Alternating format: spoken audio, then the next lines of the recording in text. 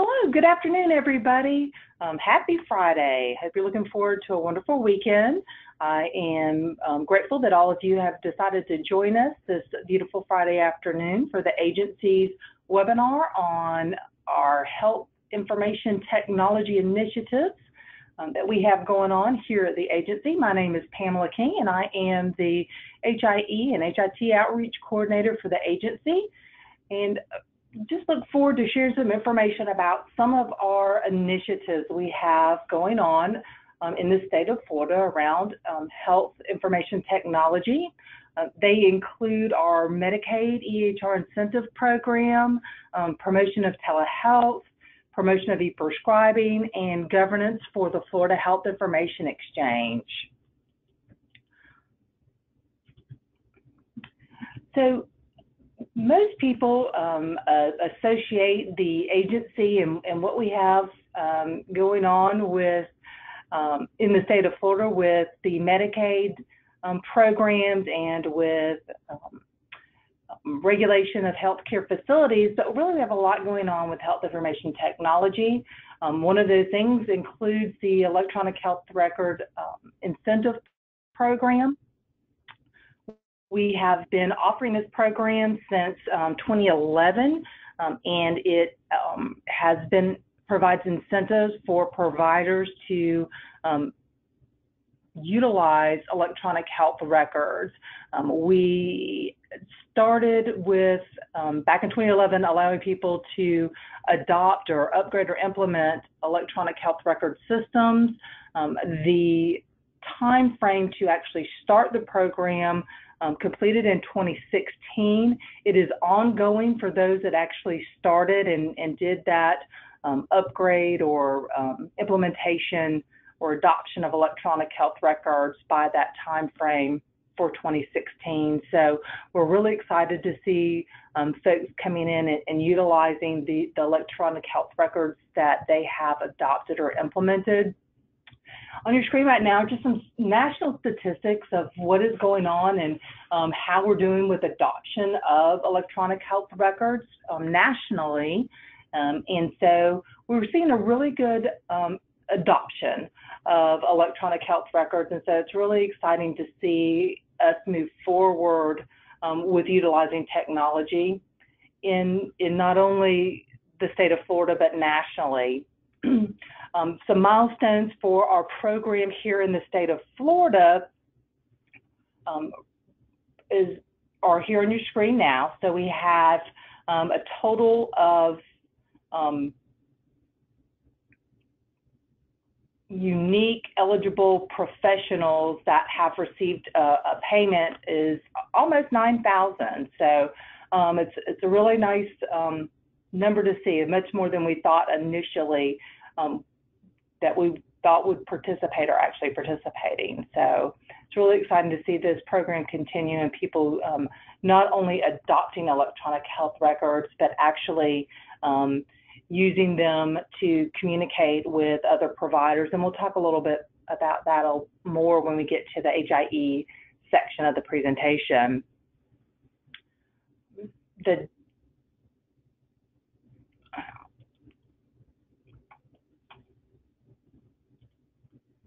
Another initiative that we have are working on is around telehealth. For those of you that don't know, the agency actually staffed a telehealth advisory council beginning in 2016 through October of last year. And the charge of that council was to take a look at what is happening with telehealth in the state of Florida.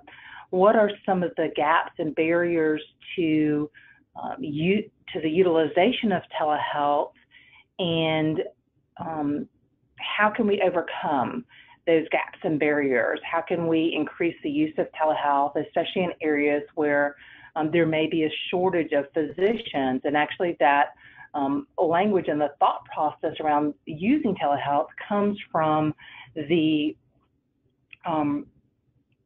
concern of a shortage of certain specialty types of physicians that we are seeing and are going to increasingly see over time. So the Telehealth Advisory Council met. There were 15 members from various types of healthcare organizations, health plans, hospitals, long-term care facilities. So it was a really broad range of members on the council.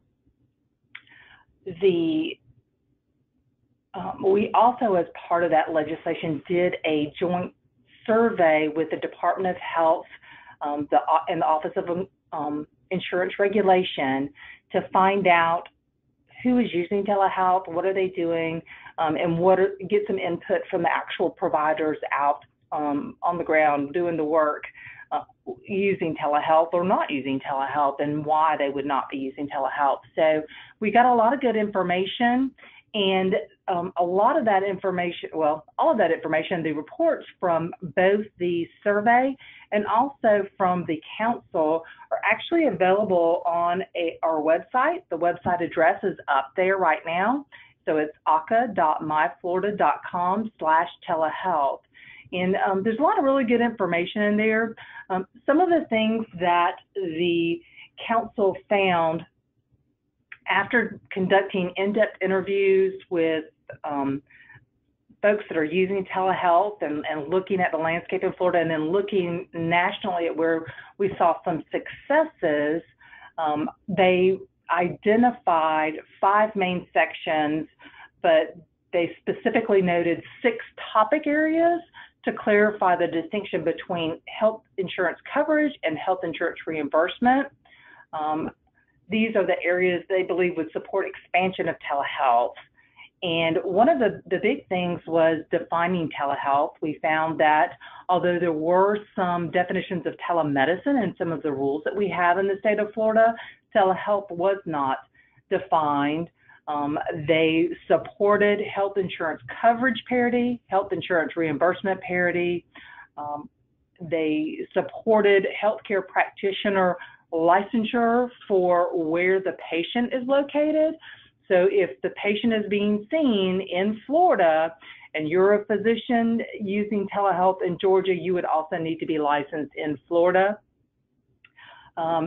They looked at patient and consumer protections. One of the things there was licensure, making sure there was a way for practitioners to be held accountable for how they treat patients here in Florida. They did find that there was not a need for any additional consent for using telehealth, that the consents that are already in place for treating patients suffice, because it is just a modality of care, a new way of seeing patients. It's not, so really those agreements that are in place suffice. One of the things they discovered with technology, which was really interesting, is that the technology is there.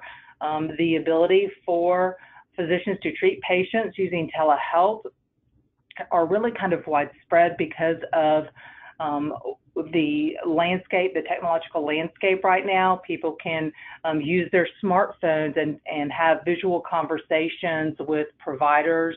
And so the ability for that to happen is widespread, and that there are a lot of different technologies that can be used, some of them very complex, some of them very simple. There were many people that shared their experiences and what they are using.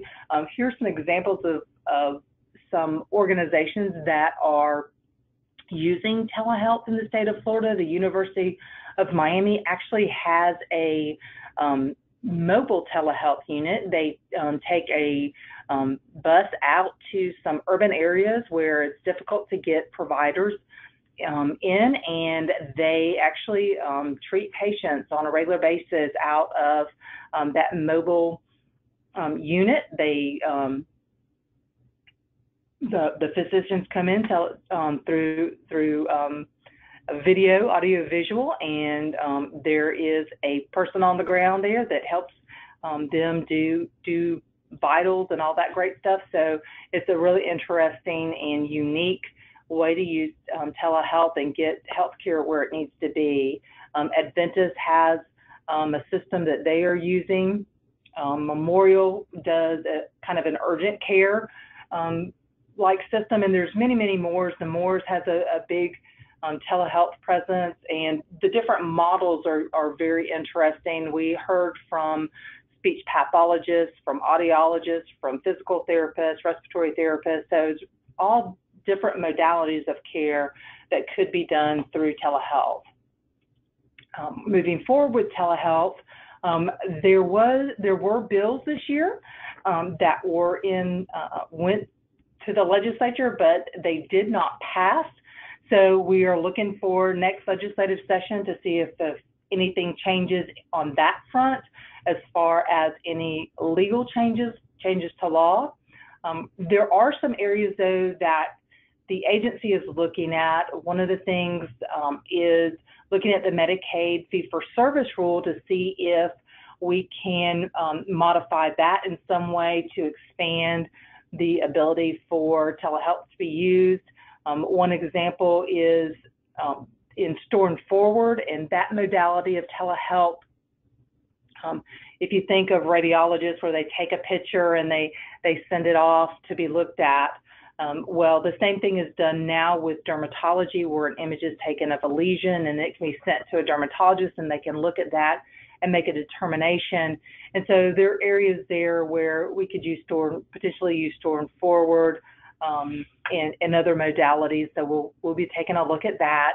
One of the things that the insurance providers for the Medicaid managed care providers had asked the agency to look at is network adequacy, so that if there are providers in a certain area and where they cannot find a provider to a specialist in a certain area, if they could utilize telehealth to meet that need, so that they are providing the care that they can to the patients that they can where they are without a lot of travel. So that is one of the things we'll look into as well. And of course, the Department of Health has indicated they'll be looking for opportunities to educate providers and remove any unintentional barriers to using or accessing telehealth services. And education was another piece of that, looking at how we can share this information with people, that there's not a prohibition to utilizing telehealth in the state of Florida. There are some barriers and some gaps that we do need to look at. If you want more information, there are some great resources, and the email or the websites for those organizations are on the screen now. You will be receiving a copy of this presentation. I will forward a copy of this to you, so you don't need to worry about capturing those email or website addresses just yet. But you can check these resources out for more information. E-prescribing. E-prescribing is an area where we have been, the agency has been promoting since 2007, and we are continuing to outreach and share information about e-prescribing. We actually have quarterly dashboards of metrics on our website. So you can go there and you can find out more information. It's actually the FIN website, and that website is available at the end of this presentation. You'll see it. But it shows how we are trending and what is happening with the adoption of e-prescribing. I really like to highlight that there were changes regarding e-prescribing related to the e-prescribing of controlled substances, and that can now be done. Your systems do have to be certified for that purpose. So if your system is certified to e-prescribe controlled substances, you're not limited to just e-prescribing other medications. So that's always great. Here's just some statistics on where we're at. This is as of November of 2017. We were at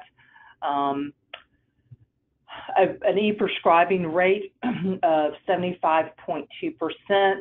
And this is really a key indicator in looking at the adoption of e-prescribing. And it's really the amount of e-prescribing relative to all prescriptions that could have been e-prescribed. So as you can see from the chart, Florida continues a steady increase in e-prescribing. And you'll see a significant jump, and this is related to the EHR incentive program.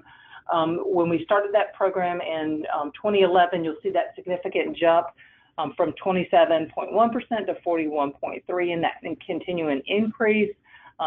Part of that incentive program is for users or people participating, offices participating in that program to do e-prescribing. So it was really good to see the benefit to e-prescribing from that EHR incentive program. The current metrics for e-prescribing of controlled substances, you may hear that referred to as EPCS, shows the number of providers who EHR systems are certified and capable of sending controlled substance prescriptions. So as well as the pharmacies that have systems capable of accepting those prescriptions. As expected at the beginning of a new concept, the rates right now are fairly low, but we are seeing an increase. And what is interesting is that the statistics for this basically parallel that those that we had when we started the e-prescribing, the general e-prescribing program. So hopefully we'll see a jump in these as well. Nationally compared to the national numbers, we are fairly low comparatively. So we do hope that we will see some increase in the use of e-prescribing and e-prescribing of controlled substances.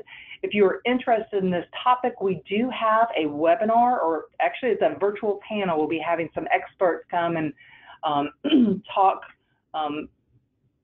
with us about the e-prescribing program, e-prescribing of controlled substances, and that's March 22nd at 10 a.m. If you're interested and didn't get a notice of that, just email me or email us at the contact for this webinar, and we will get you more information on that. Excuse me. So Florida Health Information Exchange Services, so this is the last health information technology initiative that I'll be talking with you about today, but these services actually, there are 3 different services. The first one is secure email. Most EHR systems today have secure email component built right into them, but there are some EHR systems that do not have a secure email component, or they are not Direct Trust accredited, or there are some providers out there that still don't have EHR systems. So secure messaging, the secure messaging that we have as part of the Florida HIE services is a web-based service, kind of like your Gmail or Hotmail, Yahoo Mail. You would go to out to the internet, log on to the system, and you would be able to send and receive emails that are secure and meet the HIPAA compliance. The system is also Direct Trust accredited, which means that the subscribers to the service can also not just exchange information with each other, which does happen with some EHR secure mail systems, but you can exchange email or secure messaging with anyone that is within that Direct Trust accreditation bundle. So there's about 1.3 million users there. And this service actually also allows you to email to direct trust accredited or non-secure emails, what happens is when you send your email message to an unsecure email, they will actually get a notification that a message has been sent to them, and they will be given a link to a secure portal where they can go and they can retrieve the message that you sent. So it's a nice alternative, inexpensive web-based alternative for Florida providers that are in need of that service.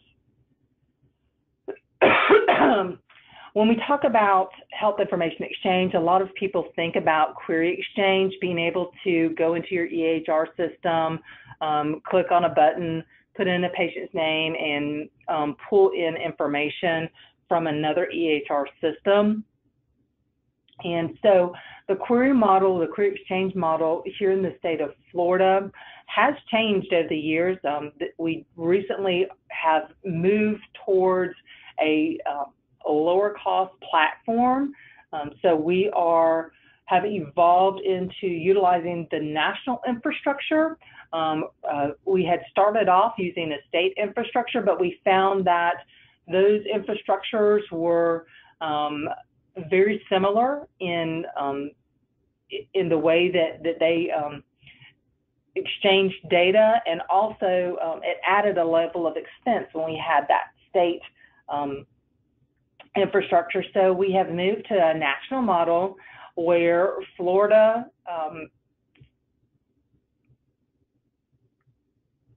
organizations or hospitals, regional health information organizations can connect through the national infrastructure and then retrieve information and work with people in Florida to make those connections with each other. So really the big part of this, we already have a lot of folks, some of the larger hospitals that are utilizing the eHealth Exchange platform. They were already connected so that they can exchange information with Social Security and the VA.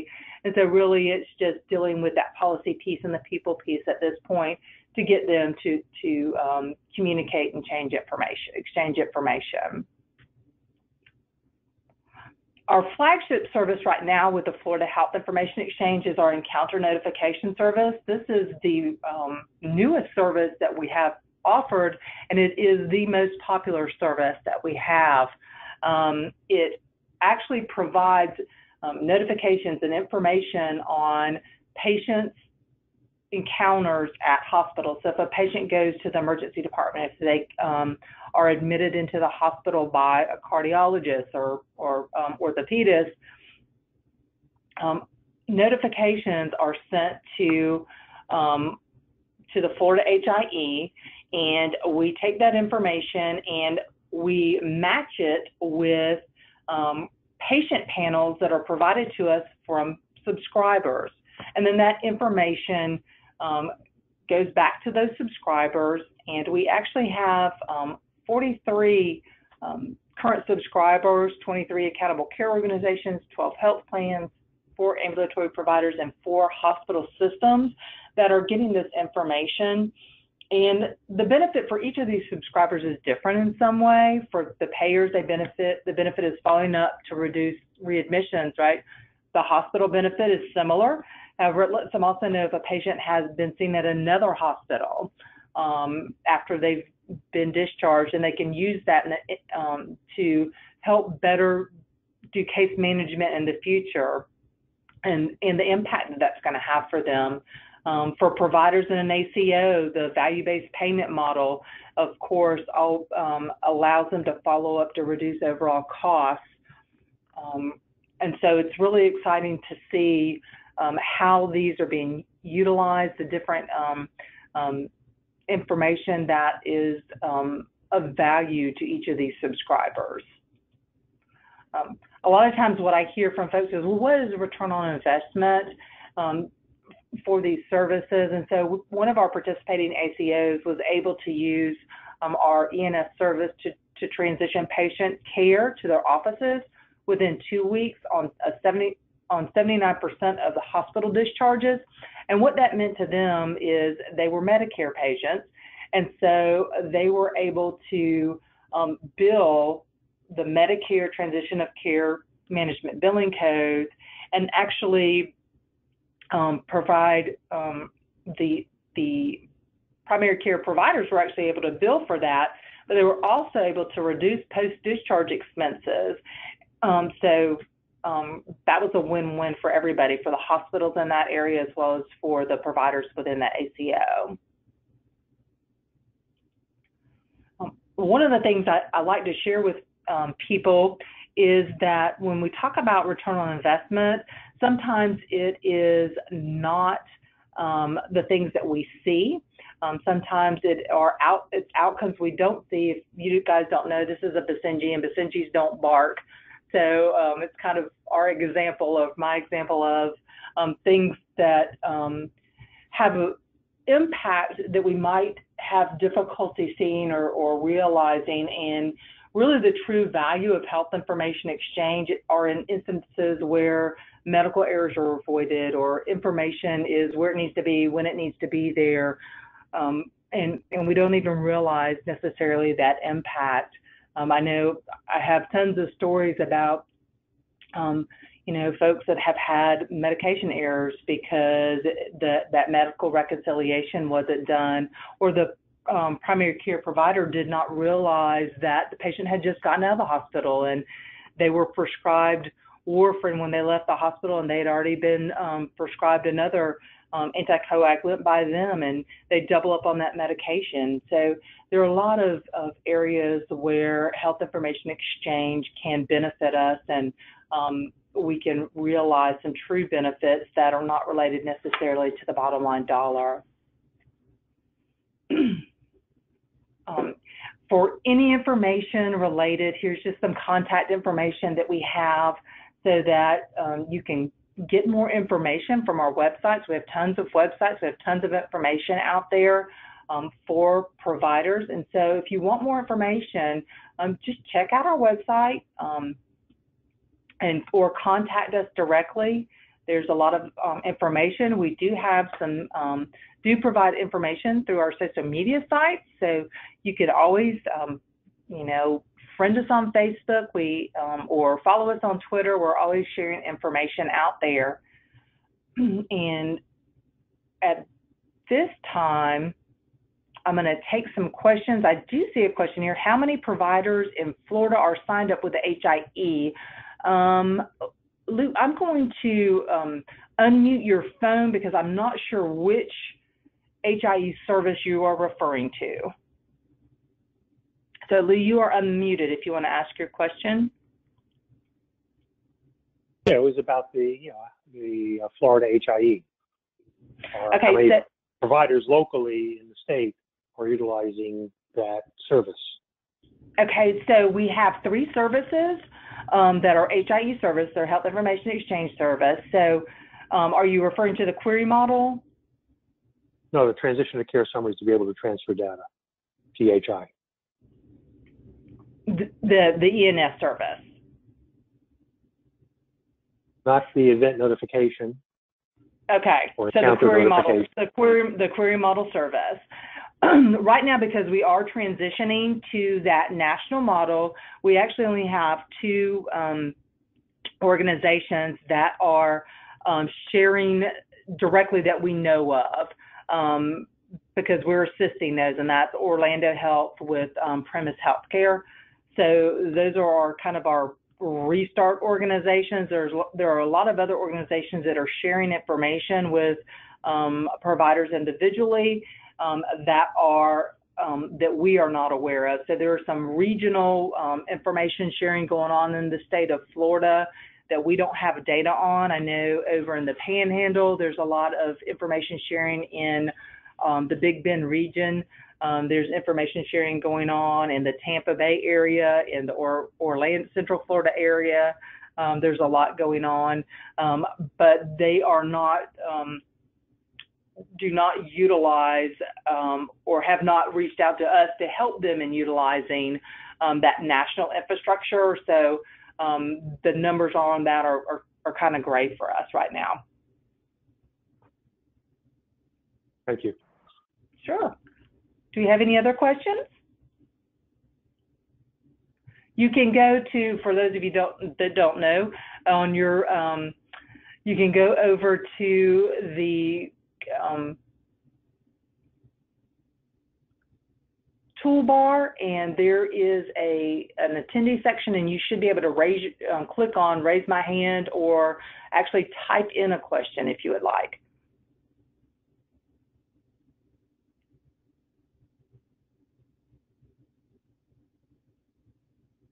Okay. It looks like we are quiet on this Friday afternoon. So if you do have questions that you that pop into your head after this webinar today, you can always email us at the email address that's on your screen right here. So just shoot me an email. We will be again sending you the slides. It looks like we do have one more. Okay, we do have a question about the cost for a direct messaging box. Right now, the cost for 1 year with certification is $190. I'm going to say this wrong. $186 is what is in my head right now. I will, though, Eric, confirm that number, but 186, and it's 45 for the initial first year, and it's less after that right now. So I can double check and confirm that. But that information is available on the Florida HIE website, and that's www.florida-hie.net. Okay, last call for questions. Okay, with that, just send me any questions that you might have through email, and you have a wonderful day and weekend.